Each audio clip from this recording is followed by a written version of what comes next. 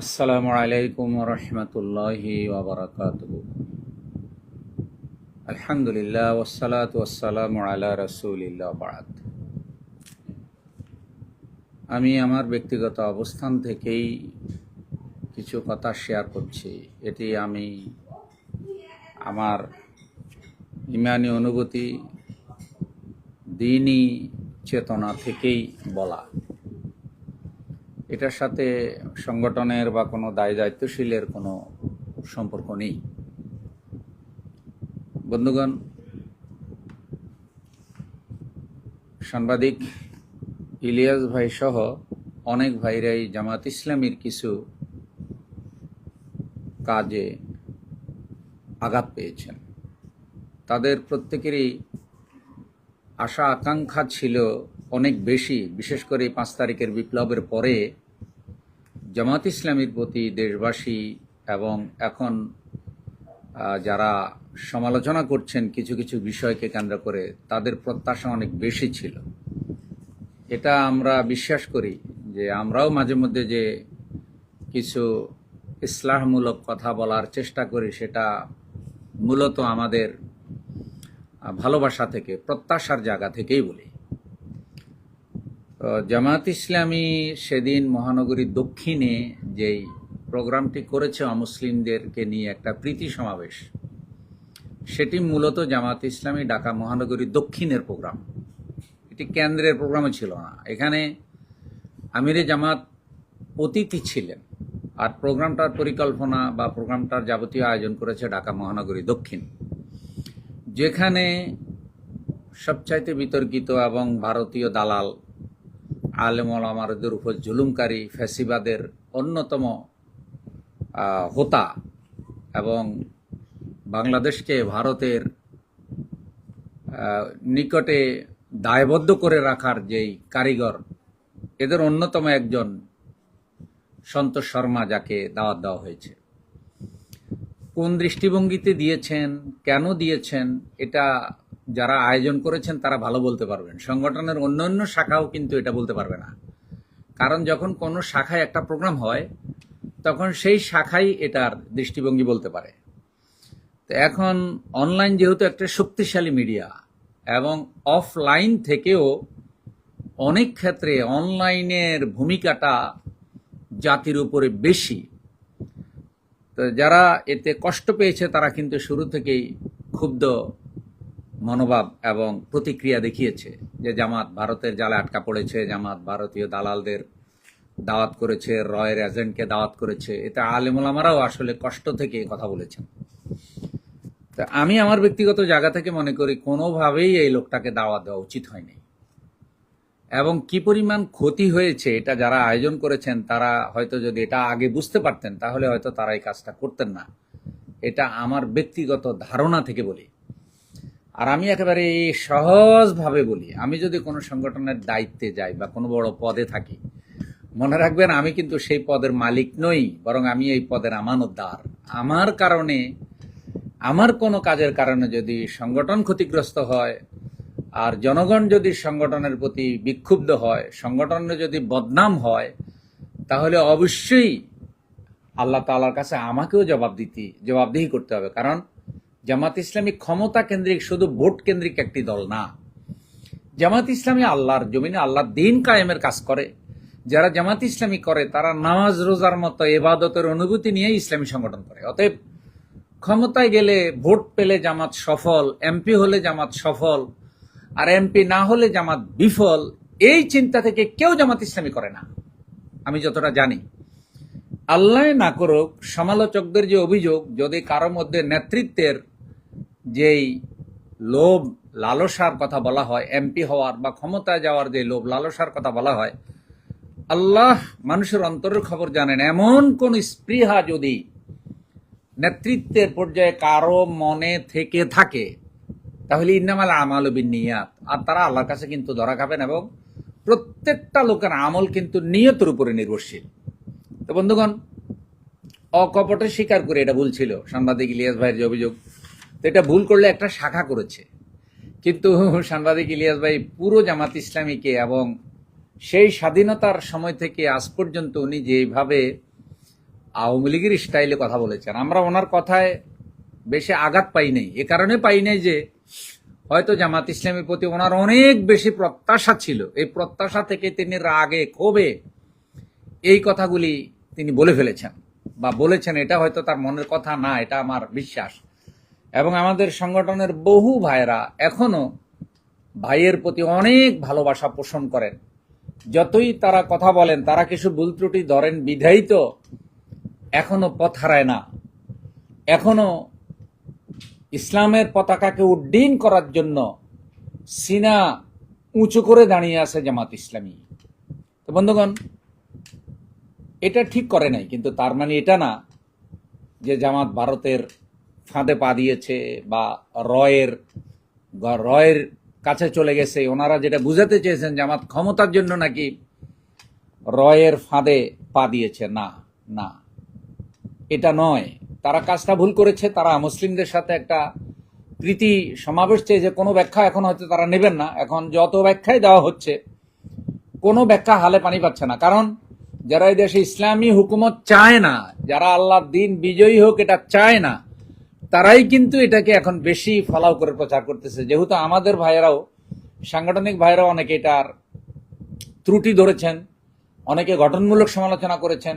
আর বর্তমানে তুমুল জনপ্রিয় তরুণদের কাছে সাংবাদিক ইলিয়াস ভাই সহ তারা তো এটার উপর প্রতিক্রিয়া দেখাচ্ছেন। ফলে এই একটা অনুষ্ঠানে অনেক ক্ষতি হয়েছে, এটা আমরা মনে করি। এবং আমি ব্যক্তিগত অবস্থান থেকে বলি যে এই ব্যাপারে আয়োজনকারীরা বা বিশেষ করে আমাদের যেসব দায়িত্বশীলদেরকে ওখানে দেখা গিয়েছেন যারা আয়োজনকারী, তারা একটা ব্রিফিং করলে এটা কল্যাণ হবে। কিন্তু যদি তারা সেই প্রয়োজনটা অনুভব করেন যেন এটা ব্রিফ করা দরকার, কিন্তু সংগঠনের কিসে ক্ষতি হয় আর কিসে লাভ হয় এটা বুঝতে পারাটাও কিন্তু একটা নিয়ামত আল্লাহর।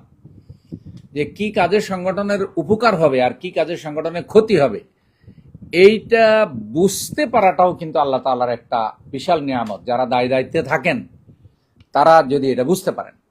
তো বন্ধুগণ, আমি দু একটা বিষয় শেয়ার করতে চাই। যেমন সাংবাদিক ইলিয়াস ভাই পাকিস্তানের অনুচর বলেছেন, এটা তিনি সত্য কথা বলেন নাই। এটাই কিন্তু আওয়ামী লীগ বলে। জামাত ইসলামী পাকিস্তানের অনুচর?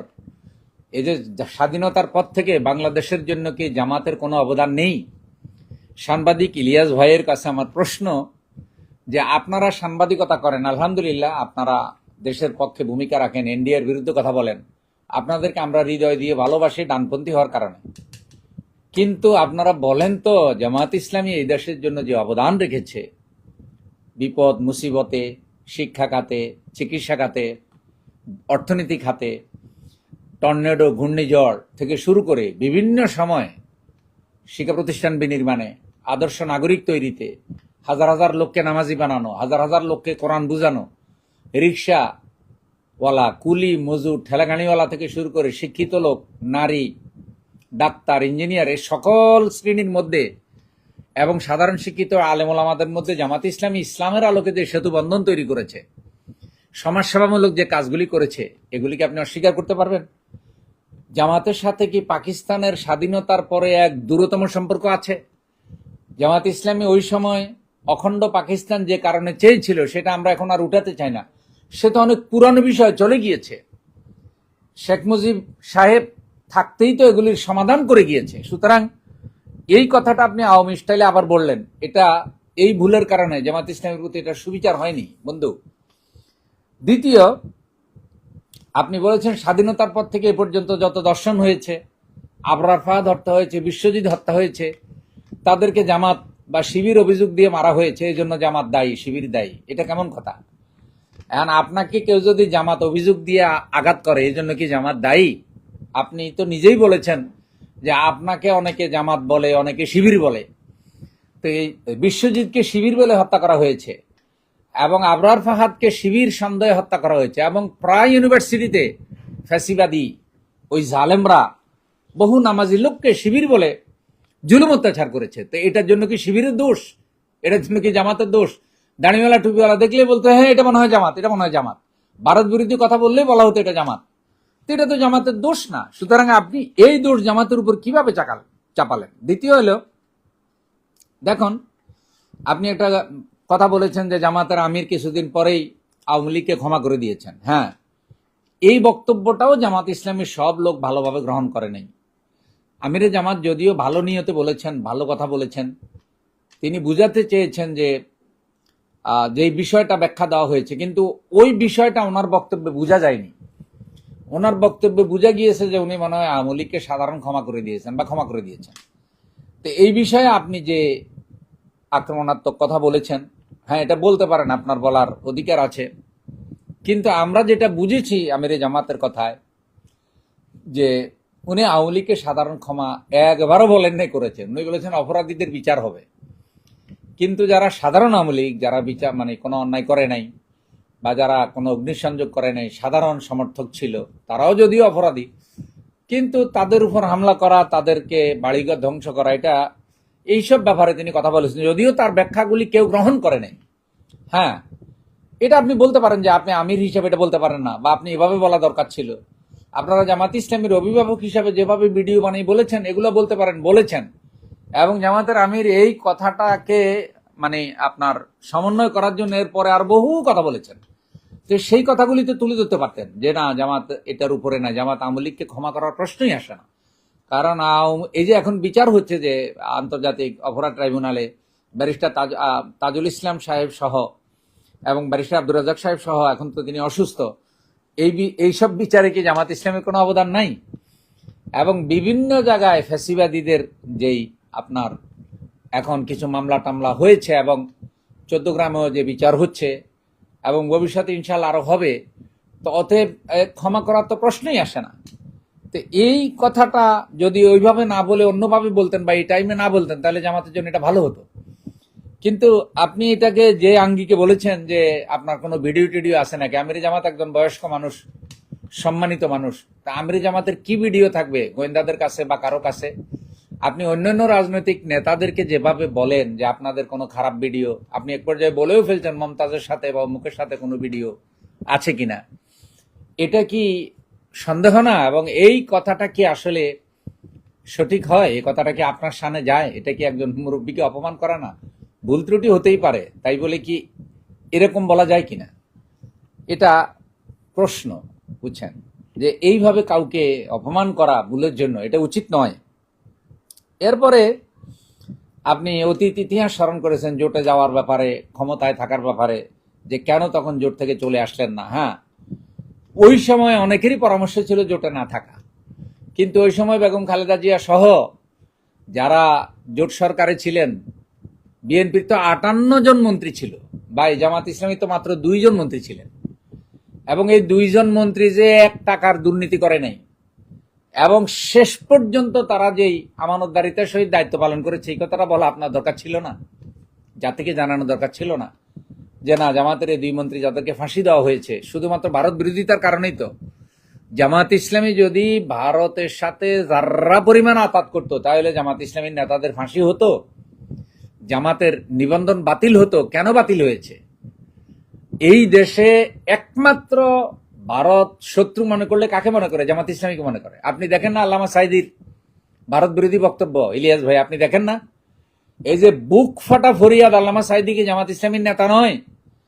আপনি যদি শুধুমাত্র এই এখনকার সময়ের 2-1 নেতার কোন হয়তো ভুল ত্রুটিকে পুরা জামাত ইসলামের বক্তব্য বলে চালিয়ে দেন, তাহলে আল্লামা সাইদি রাহিমাহুল্লাহ জামাত ইসলামীর সিনিয়র নায়েবে আমির ছিলেন, সংসদীয় ধর্ম মন্ত্রণালয় সংক্রান্ত সংসদীয় কমিটির সভাপতি ছিলেন, প্রতিমন্ত্রীর মর্যাদা আল্লামা সাইদি।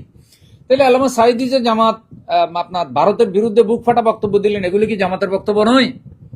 মীর কাসেম আলী রাহিমাহুল্লাহ থেকে শুরু করে, মাওলানা নিজামী রাহিমাহুল্লাহ থেকে শুরু করে, টিফাই মুখ বাঁধ নির্মাণে ভারত এ পর্যন্ত বাংলাদেশের উপরে যত অন্যায় অবিচার করেছে, প্রত্যেকটা অন্যায় অবিচারের বিরুদ্ধে জামাত ইসলামী যে প্রতিবাদ করেছে বিগত এই 53 বছর যাবত, আপনি ইলিয়াস ভাইয়ের জন্মের আগেও জামাত ইসলামী যে প্রতিবাদ করেছে, এই প্রতিবাদগুলো ভারতের বিরুদ্ধে অন্য কেউ করেছে? 2-1টা ভুল ত্রুটি হতেই পারে। তাই এই ভুল ত্রুটির কারণে আপনি পুরো জামাতকে আপনি বলেছেন যে বাংলাদেশে মানে আপনার জামাতের রাজনীতি করার নাকি কোনো অধিকার নাই। নাউজুবিল্লাহি মিন যালিক। তো এই জন্য আপনারা সমালোচনা করবেন, এটা আমরা বলি, আপনাদেরকে আমরা দোয়াও করি, কিন্তু আপনারা ইনসাফের ভিত্তিতে সমালোচনা করবেন। একটা আদনা মানুষ, একটা সাধারণ মানুষের কাছেও শিখার মতো অনেক কিছু থাকে, যদি সে জ্ঞানী হয়, যদি সে আল্লাহর পছন্দনীয় বান্দা হয়। একটা রাস্তার ফকিরের কাছে অনেক সময় শিক্ষণীয় কিছু পাওয়া যায়। কিন্তু দুর্ভাগ্য যে আপনাদের ভাষা, শব্দ প্রয়োগ এবং আপনারা যেই বডি ল্যাঙ্গুয়েজ এবং এত অশ্লীল ভাষা, কোনো শিক্ষিত লোকের মুখে এটা আসতে পারে? আপনার বিবেকের কাছে ভার লইল। এরপরে আপনি বলেছেন যে আওয়ামী লীগের সাথে কেন জোট হইল বা ওই টাইমে। দেখুন, তত্ত্বাবধায়ক আন্দোলন কি কারণে হয়েছে সে তো বিরাট ইতিহাস। আপনি শুধু একটা স্পর্শ করে গেলে তো হবে না, ওই সময়ের পুরো ইতিহাস আপনাকে বলতে হবে। জামায়াত ইসলামী এককভাবে ইলেকশন করে যখন 18 সিট পেয়েছে, নিঃশর্ত সমর্থন দিয়েছে বিএনপিকে, কোনো রকমের শর্ত ছাড়া। আপনি একটা সাধারণ দল দেখান যারা এইভাবে কোনো সুবিধা না নিয়ে এক দলকে ক্ষমতা দিবে। ওই সময় শেখ হাসিনা গোলাম আজম রাহিমাহুল্লাহর নিকটে গিয়ে সালাম করে বলেছিল যে আপনি আমার পিতার সমতুল্য, আব্বার সাথে আপনি রাজনীতি করেছেন। জাতীয় পার্টি কথা দিয়েছে আওয়ামী লীগকে সমর্থন দিবে, আর জামাত যদি সমর্থন দেয় তাহলে আওয়ামী লীগ সরকার গঠন করতে পারে। ওই সময় যদি জামাতের ক্ষমতার লোভ থাকতো নেতাদের, আমি খুব দুঃখ পেলাম যে আপনি প্রফেসর গোলাম আজম রাহিমাহুল্লাহ, আল্লাহ তাআলার এক নেক বান্দা, আল্লাহর ওলি ছিলেন তিনি, আপনি তার দিকে ইশারা করে বলেছেন মরণোত্তর তার নাগরিকত্ব বাতিল হওয়া দরকার। ওই সময় নাকি পাকিস্তানের অনুচর, ওনাদেরকে নাগরিকত্ব দেওয়া হয়েছে। এই কথাগুলি তো সব হলো আওয়ামী লীগ বা জালেমদের কথা, ফ্যাসিবাদীদের কথা। এগুলি আপনাদের মুখে আসে কিভাবে? এগুলি প্রফেসর গোলাম আজম রাহিমাহুল্লাহ বিএনপির আমলে গ্রেপ্তার হয়েছেন, জেল খেটেছেন। গণ আদালত যেটা হয়েছিল, এটা কি বিএনপি নেতারা কি এর সাথে জড়িত ছিল না? আপনি নিজেই তো বলেছেন বিএনপির মধ্যে কি পরিমাণ ভারতীয় দালাল আছে, কি পরিমাণ রয়ের এজেন্ট বিএনপিতে আছে, এটা আপনি তো বলেছেন। সুতরাং গণ আদালত যারা বসাই ছিল, মান্নান ভূঁইয়া সহ বহু বিএনপি নেতারা তো এটার সাথে জড়িত ছিল। তা আপনি ওই প্রসঙ্গ তুললেন, গোলাম আজম রাহিমাহুল্লাহ মরণোত্তর নাকি নাগরিকত্ব বাতিল করা দরকার। অথচ গোলাম আজম রহমাতুল্লাহ আলাইহি নিঃসন্দেহ সমর্থন দিয়েছেন এবং নিঃশর্ত, এবং বলেছেন আওয়ামী লীগকে ওই সময় যে সংসদীয় গণতন্ত্রের নিয়ম হলো জনগণ যাদেরকে বেশি ভোট দেয় সমর্থন তাদেরকে দিতে হয়। তো যেহেতু জামাত ওই সময় দেশের মানুষ বিএনপিকে বেশি ভোট দিয়েছে, তাই জামাত ইসলামী জনগণ যাদেরকে বেশি রায় দিয়েছে জামাত তাদেরকে সমর্থন দিয়েছে। কিন্তু কেউ যেন কোনো অভিযুক্ত করতে না পারে, এই জন্য জামাত এতে যায় নাই, কোনো সরকারে যায় নাই, কোনো সুবিধা নেয় নাই। আল্লাহর ওয়াস্তে বলতে গেলে দেশ জাতির কল্যাণে সমর্থন দিয়েছে, সেটাকে আপনি ত্রুটি ধরলেন। পরবর্তীতে সবাই যখন অভিযোগ করেছে জামাত দেশ চালানোতে দক্ষ নয়, অভিজ্ঞ নয়, তখন 4 দলীয় জোটের আপনার নীতিমালার ভিত্তিতে যে একসাথে নির্বাচন, একই সাথে ক্ষমতা। দেখেন, আলী আহসান মুজাহিদ রাহিমাহুল্লাহকে মন্ত্রী বানানো হয়েছে, কিন্তু তিনি তো এমপি ছিলেন না। কারণ ওই সময়ে বেগম খালেদা জিয়া কথা দিয়েছিলেন যে যারা জোটে থাকবে তারা এমপি নির্বাচিত না হলেও তাদেরকে মন্ত্রী বানানো হবে। কারণ ওই সময়ও প্রত্যেকটা আসনে বিএনপির 4-5 করে প্রার্থী। জামাত ইসলামীতে যে আসনগুলো দেওয়া হয়েছে, কতটা বিএনপির লোকেরা ওই টাইমে জামাত ইসলামের আসনগুলোতে জামাতের লোকদের পক্ষে কাজ করেছে, এটা আমরা চাক্ষুষ দেখেছি। ওগুলা বলতে চাই না, কিন্তু আপনি এই প্রসঙ্গটা কিভাবে আনলেন এবং এনে আপনি গোলাম আজম রাহিমাহুল্লাহ নাগরিকত্ব, মরণোত্তর নাগরিকত্ব বাতিল হওয়া দরকার, এটা ইশারা করে আপনি ছেড়ে দিলেন। সুতরাং সেখানে জামাতের যে ক্ষতি হয়েছে, জামাত আওয়ামী লীগের যে জুলুমের শিকার হয়েছে, একটাই কারণ বিএনপির সাথে জোটে থাকা। কারণ বিএনপি এবং জামাত একসাথে হইলে আওয়ামী লীগের ক্ষমতা আসতে পারে না। তো অতএব জোটের কারণে জামাতের লাভ হয়েছে নাকি বিএনপির লাভ হয়েছে, এটা সাংবাদিক হিসাবে আপনি তো এগুলা গবেষণা করেন, আপনার তো বুঝার কথা। সুতরাং সেখানেও জামাত কিন্তু কাউকে ঠগাই নেই ভাই, বিএনপিকে ঠগাই নেই। এবং ভারতের কাছে জামাত বিক্রয় হয়ে যায় নাই। আল্লামা সাইদি রাহিমাহুল্লাহকে এই যে হত্যা করা হলো, এটা তো স্বাভাবিক মৃত্যু ছিল না। সেই ব্যাপারেও তো কথা প্রচলিত আছে যে ভারত পরামর্শ দিয়ে সবচাইতে জনপ্রিয় ব্যক্তি আল্লামা সাইদি রাহিমাহুল্লাহকে শেষ করে দিয়েছে এই ফ্যাসিবাদীদেরকে দিয়া। যে সাইদি সাহেব যদি মাঠে দাঁড়ায়, আর ভারতের বিরুদ্ধে সবচাইতে বেশি জনমত তৈরি করেছে আল্লামা সাইদি। তো সুতরাং সেই দল, আপনি এই অভিযোগগুলো দেওয়ার আগে আপনার আল্লাহর কাছে জবাবদিহিতার অনুভূতিটাও দরকার। মনে রাখা দরকার। মনে রাখবেন, আপনি আরেকটি কথা বলেছেন যে যে জামাত নাকি ভারতের অনুচর, আবার বললেন পাকিস্তানের অনুচর, আবার বললেন রয়ের ফাঁদে পড়েছে। আচ্ছা, দুইটা একসাথে কিভাবে হয়? জামাত যদি ভারতের বলয়ে গিয়ে থাকে আপনার কথা অনুযায়ী, তাহলে পাকিস্তানের অনুচর হয় কেমনে? পাকিস্তান আর ভারত কি এক? জীবনে আমরা এই যে হায়াত হওয়ার পর থেকে, স্বাধীনতার পর থেকে আজ পর্যন্ত জামাতের মুখে পাকিস্তানিদের কোনো কথা, পাকিস্তানের সাথে কোনো রিলেশন, পাকিস্তানিদের ব্যাপারে কোনো ধরনের তাদের সাথে যোগাযোগ এক জাররা পরিমাণে আমরা দেখি না। আল্লাহ আল্লাহ তাআলা সাক্ষী। আর আমরা এইসব কথা কোনো পদ পদবি পাওয়া, জাগতিক সুবিধা পাওয়া, জামাত ক্ষমতায় গেলে জামাতের লোকেরা বিশাল টেন্ডার পাবে, চাঁদাবাজি করতে পারবে, বড় বড় চাকরি পাবে, তো এগুলির জন্য তো আর মনে করেন জামাতের লোকেরা জামাত করে না। জামাতের লোকেরা তো জামাত করে আল্লাহর জন্য। যে জমিনে যদি আল্লাহর দিন প্রতিষ্ঠিত হয়, কোরআন যদি ক্ষমতায় যায়, অমুসলিম তার অধিকার পাবে, শিক্ষিতরা অধিকার পাবে, গরিবরা অধিকার পাবে, নারীরা অধিকার পাবে। তো এটা তো একটা খালেস কিয়ামতের দিনের আন্দোলন। তো এই আন্দোলনের পিছনে সবচাইতে বড় বাধা হলো মুশরিক আর ওই সন্তোষ শর্মারা ইসলামের দুশ্মন। আমরা নিজেরাও ফোরামে বলি এইটা করা ঠিক হয় নাই। তো যেখানে নিজেদের লোকেরাই বলছে এটা করা ঠিক হয় নাই, মুসল্লি যখন ইমামের পিছনে লোকমা দিচ্ছে, তখন যারা জামাতে নাই, মুসল্লি জামাতে নাই, তারা তো এটা বিশ্বাস করা উচিত যে যারা জামাতে আছে তারাই লোকমা দিচ্ছে, সুতরাং আমি তাদের উপর বিশ্বাস রাখি। তো এই জন্য যারা জামাত ইসলামের ভিতরে আছে তারাই তো এইসব বিষয়ে লোকমা দিচ্ছে, কোথাও ত্রুটি হলে বলছে, এবং আলেম ওলামারা বলছে। তা আমরাও তো এখনো বলছি যে না, ভুল ত্রুটি হলে ওগুলা থেকে ফিরে আসুক। আসল কথা হলো জামাত ইসলামের জন্য দেশবাসীর মনে একটা আশা তৈরি হয়েছে, একটা জোয়ার তৈরি হয়েছে। যখনই কেউ কেউ মনে করেছে হায় হায় বাংলাদেশের মানুষ তো জোয়ারের মতো, যেভাবে জোয়ার উঠে সেই জোয়ারে মানুষকে থামানো যায় না। তো একবার যদি জনগণের মধ্যে একটা জোয়ার উঠে যায় যে আওয়ামী লীগকে দেখেছি, বিএনপিকে দেখেছি, এবার আমরা জামাত ইসলামীকে দেখবো, এই জোয়ার যদি উঠে যায় ভোটার আগে, আল্লাহ আলাম, আল্লাহ তাআলা জানেন উঠবে কিনা জানি না। জামাত যদি একটা সিট নাও পায় তাও জামাতের হারানোর কিছু নাই। আর জামাত যদি 300 সিটও পেয়ে যাও তাও জামাতের স্পেশাল লাভবান হওয়ার কিছু নেই। কি জামাত কি অন্যদের মতো রাজনীতি করে? অন্যরা ধরেন রাজনীতি করে সন্ত্রাস চাঁদাবাজ ভালে কেন? যে এদেরকে সন্ত্রাস করার সুযোগ না দিলে, এদেরকে চাঁদাবাজির সুযোগ না দিলে, এদেরকে টেন্ডারবাজি করার সুযোগ না দিলে এরা আমার দলে থাকবে না, এরা আমার দলে থাকবে না, তাই করে। জামাত ইসলামী কি এগুলোর জন্য রাজনীতি করে নাকি? ততএব জামাত ক্ষমতায় গেলে তাদের নেতারা বিশাল বড় লোক হয়ে যাবে, শিবিরের লোকেরা সন্ত্রাস করতে পারবে, চাঁদাবাজি করতে পারবে, নাউজুবিল্লাহ, এই জন্য তো করে না। ততএব জামাত হারলেও আমি মনে করি জামাতের কোনো লস নাই, জামাত জিতলেও কোনো বিশাল কোনো লাভ নাই। কি হবে? লাভ হবে একটাই, যে আল্লাহর কোরআন বিজয়ী হবে, মানুষ এলায় কালিমাতিল্লাহ, আল্লাহর দ্বীনের অধীনে আল্লাহর দ্বীনের মর্যাদাকে সমুন্নত করে মানুষ পরিপূর্ণ ইসলামী জীবন ধারণ করতে পারবে। এটাই লাভ। পরকালে জাহান্নাম থেকে মুক্তি পাবে, আল্লাহ জান্নাতে যেতে পারবে, মানুষ দিন শিখতে পারবে। তো এইটাই তো বড় লাভ, এবং এই লাভের জন্যই তো আমরা মনে করি জামাতের ইলেকশন করা, জামাতের নির্বাচন করা, জামাতের আন্দোলন করা, এগুলি আমরা কোরআন হাদিসের আলোকে এটা মনে করেই করি। আপনার নিজের জানার কথা যে জামাত ইসলামী আল্লাহর সার্বভৌমত্বের কথা বলার কারণেই কিন্তু আজ পর্যন্ত জামাত ইসলামীর নিবন্ধন ফিরিয়ে দেওয়া হয়নি। অথচ চরমোনাই তো আল্লাহর সার্বভৌমত্বের কথা বলে, খেলাফত মজলিসে তো আল্লাহর সার্বভৌমত্বের কথা বলে, কই তাদের নিবন্ধন তো বাতিল হয় নাই। কারণ তাদেরকে ভারত অতটা শত্রু মনে করে নাই যতটা শত্রু মনে করেছে জামাত ইসলামীকে।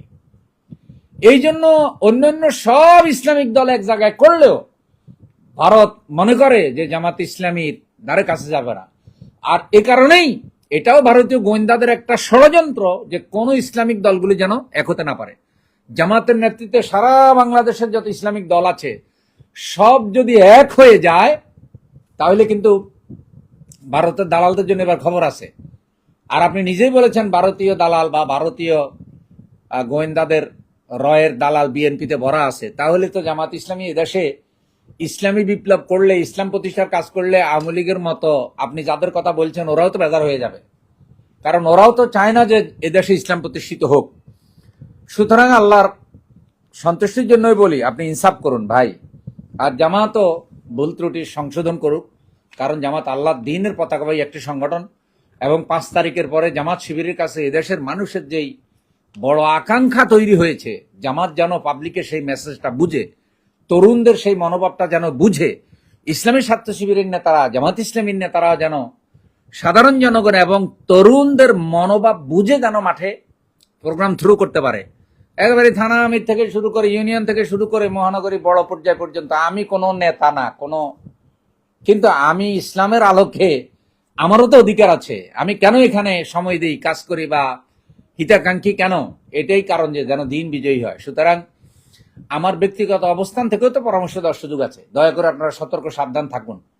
সমালোচকদের হাতে কোনো পয়েন্ট দেবেন না, কারণ যেহেতু একটা সম্ভাবনা তৈরি হচ্ছে, এই সম্ভাবনায় ষড়যন্ত্র ভয়ঙ্কর আকারে হবে, ভয়ঙ্কর আকারে ষড়যন্ত্র হবে। কারণ কোনোভাবেই যেন দিন বিজয়ী হতে না পারে। আরেকটা অভিযোগ করেছেন যে এটিএম আজহারুল ইসলাম মুক্তি হোক, এটা জামাত নেতারা চায় না। ইলিয়াস ভাই, এটা কি আপনার বলার বিষয়? আপনি তো জামাত ইসলামী করেন না। আল্লাহ না করুক, যদি কেউ এটা চেয়েও থাকে, তার বিচার আল্লাহ করবে। ওই নেতারাও তো আর একেবারে চিরস্থায়ী হয়ে আসে নাই, ওই নেতাদের মরণ আছে না। আর মনে রাখবেন, জামাত ইসলামী একটি খালেস ইসলামী আন্দোলন। এইখানে কোনো নেতা এসে যদি ব্যক্তিগত ধান্দাবাজি করার চেষ্টা করে, আল্লাহ নিজেই কিন্তু জামাত ইসলামীকে ওই নেতা থেকে সেভ করবেন। কারণ আল্লাহর দয়া ছাড়া জামাত ইসলামী জমিতে টিকে থাকতে পারবে না। তো অতএব এটিএম আজহারুল ইসলাম একজন মজলুম মনে করেন নেতা। জামাতের কোন নেতা আপনি বলছেন চায় না কেউ ওনার মুক্তি, যদি এটা হয়ে থাকে আল্লাহ আলাম, এটা আপনি বলা ছাড়াও আমরা মাঝে মধ্যে শুনি কিছু লোকেরা বলে, কিন্তু আমরা কোনো কমেন্ট করি না, কারণ এটা আমরা আল্লাহর উপরে ছেড়ে দিয়েছি। কেউ যদি এটা করে আল্লাহর কাছে থেকে সে পুরস্কার পাবে। এই যে নিজামী রাহিমাহুল্লাহ সহ আব্দুল কাদের মোল্লা রাহিমাহুল্লাহ সাহেব যে ফাঁসি হলো, এদের কি ব্যক্তিগত কারণে ফাঁসি হয়েছে?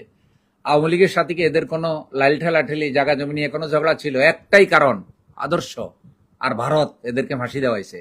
গোলাম মাওলা রনিকে আব্দুল কাদের মোল্লা রাহিমাহুল্লাহ যে চিঠি লিখেছে ইলিয়াস ভাই, সেই চিঠি পড়েন, আপনি ওনাদেরকে ভারতের দালাল বলেন।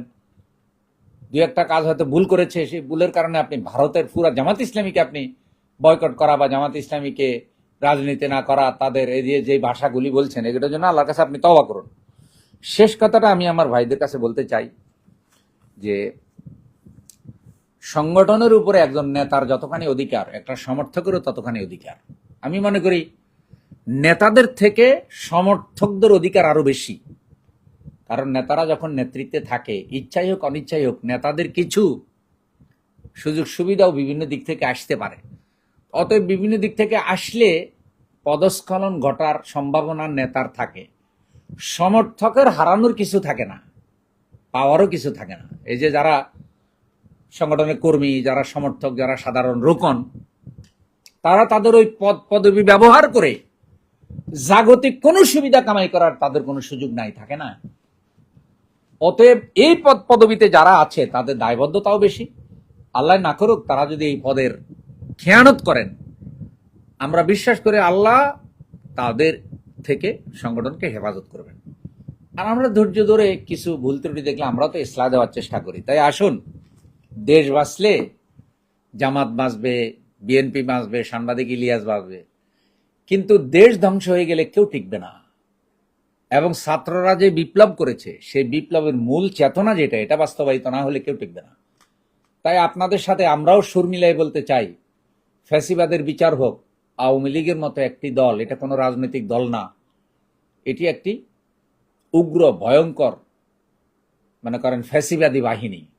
এদের রাজনীতি নিষিদ্ধ করা হোক, বর্তমান সরকার এটা করুক, সংস্কার করুক, তারপর নির্বাচন হোক। এই ব্যাপারে আমরা সবাই একমত, এবং এরা রাজনীতি করার কোনো অধিকার রাখে না, এই ব্যাপারে একমত। এবং জামাত যে ভুল ত্রুটি করেছে, সেই ভুল ত্রুটির পুরস্কারও তো ইতিমধ্যে পেয়ে গেছে। আপনারা তো অনেক করেছেন, দয়া করে এবার ভাই হিসেবে ভালো পরামর্শ দেন। কারণ জামাত ইসলামী এদেশে সিনা টান করে দাঁড়িয়ে থাকলে ভারতীয় ষড়যন্ত্র এদেশে ইনশাল্লাহ বাস্তবায়ন হবে না। লাখ লাখ তরুণ তৈরি হয়েছে, সারা পৃথিবীর কোথাও বড় বড় ইসলামিক দেশ আছে, মুসলিমদের দেশ আছে, কিন্তু এত মজবুত সংগঠন কোথাও নাই। মিশরের ইখওয়ানকে শেষ করে দিয়েছে, তুরস্কে কোন রকম আছে, কিন্তু তুরস্কে জামাত ইসলাম এবং ইসলামী ছাত্র শিবিরের মতো এত বড় মজবুত সংগঠন নাই। আরব বিশ্বে বড় বড় নেতারা আছে, বছরের পর বছর মনে করেন এক বংশ শাসন করে রাজতন্ত্র। বিশ্বের কোন মুসলিম দেশে কিন্তু জামাত ইসলাম এবং ইসলামী ছাত্র শিবিরের মতো এত বড় সংগঠন নাই। সুতরাং বাংলাদেশের জামাত ইসলাম এবং ইসলামী ছাত্র শিবির সারা দুনিয়ার মুসলিম দেশগুলোর জন্য একটা মডেল হতে পারে। সাংবাদিক ভাইয়েরা, ইলিয়াস ভাইয়েরা, এই গুরুত্বপূর্ণ সময় আপনাদের কোনো ভূমিকায় যদি ভারত সুবিধা পায়, তাহলে আপনাদের ব্যাপারেও কিন্তু মানুষের মনে সন্দেহ জাগবে। হ্যাঁ, অবশ্যই ভারতের বিরোধিতা করব, ভারত আমাদের দুশ্মন, কিন্তু সেই বিরোধিতা যেন সন্দেহের মধ্যে না পড়ে। অতি প্রতিক্রিয়াশীল এটাও কিন্তু ঠিক না, এই জন্যে জামাতের ভুল ত্রুটি হলে আপনারা সংশোধন করবেন, কিন্তু নিষ্ঠুর হওয়া, নিশ্চিহ্ন করা, জামাত ভেঙে ফেলা, জামাত ইসলামীর লোকদের মা বোনদের নিয়ে কথা বলা, তারপরে বয়স্ক মুরব্বীদেরকে আপনার অশ্লীল আক্রমণ করা, এগুলি শিক্ষার মাপকাঠিতেও পড়ে না, ভদ্রতার মাপকাঠিতেও পড়ে না। আমি এতক্ষণ যা কথা বলেছি আমার আল্লাহ প্রদত্ত এলেম, আমল বা যোগ্যতা দিয়ে কথা বলার চেষ্টা করেছি। আমার সাথে অনেক ভাইয়েরা এই গভীর রাতে আছেন, আমি আরো আগে শেষ করে দিতাম, কিন্তু মনে করেছি যে কিছু কথা শেয়ার করা দরকার, কারণ এতগুলো লোকের কাছে আমি যেতে পারতাম না, হয়তো 6 মাসেও যেতে পারতাম না যারা এখন আমার সাথে লাইভে আছেন। তো এতগুলো লোকের সাথে যদি আমার কিছু কথা শেয়ার হয়, তারা আমাকে অনেকে কমেন্ট করেছেন, আমি কমেন্টগুলো পড়বো, সম্ভব হলে রিপ্লাই দেবো, তাহলে আমাদের সামনে একটা ভালো বিষয় পরিষ্কার হবে। আর আল্লাহর কাছে প্রাণ ভরে দোয়া করেন, সামনে যে নির্বাচন, এই নির্বাচনে আল্লাহ তাআলা যেন নতুন কোনো ভারতীয় দালালদের হাতে দেশটা উঠায় না দেয়, এবং আল্লাহ তাআলা যেন জামাত ইসলামীর নেতাদেরকে সঠিক সময়ে সঠিক সিদ্ধান্ত নেওয়ার তৌফিক দেয়, এবং দেশবাসী ও জনগণের এবং তরুণদের চাহিদা অনুযায়ী ইসলামের আলোকে ইসলামকে উপস্থাপনা করার তৌফিক দেয়। আমিন। আসসালামু আলাইকুম ওয়া রাহমাতুল্লাহি ওয়া বারাকাতুহু। যারা ভালো কমেন্ট করেছেন তাদেরকে আল্লাহ কবুল করুন, যারা খারাপ কমেন্ট করেছেন আল্লাহ তাদেরকেও মাফ করুন। খারাপ কমেন্টের মধ্যেও অনেক ভালো শিক্ষা নিহিত থাকে। এই যে সাংবাদিক ইলিয়াস ভাইকে কেউ গালিগালাজ করবেন না, দয়া করে আমি অনুরোধ করি, আর তাকে মূল্যহীন মনে করবেন না। হ্যাঁ, তিনি হয়তো কিছু খারাপ কথা বলে ফেলেছেন, কিন্তু তার কথার মধ্যে আমাদের জন্য নসিহা আছে, শিক্ষা আছে। আমরা যেন তাদেরকে হতাশ না করি, কারণ তাদের মতো লোকেরা এক পর্যায়ে কিন্তু ধাক্কার সময় সব একই হয়ে যাবে, তাদেরও ভুল ভাঙবে। আরো কিছুদিন গেলে যখন দেখবে যে না রে, জামাত তো আসলে ভারতের খপ্পরে পড়ে নাই, বরং জামাতেই তো ভারতের বিরুদ্ধে জমিনে স্বাধীনতা সার্বভৌমত্বের মর্যাদা রক্ষা করার জন্য জান দিয়ে যাচ্ছে, তখন তারা কিন্তু আবার জামাতের প্রতি ফিরে আসবে। আল্লাহ আমাদেরকে কবুল করুন, আমিন। আসসালামু আলাইকুম ওয়া রাহমাতুল্লাহি ওয়া বারাকাতুহু।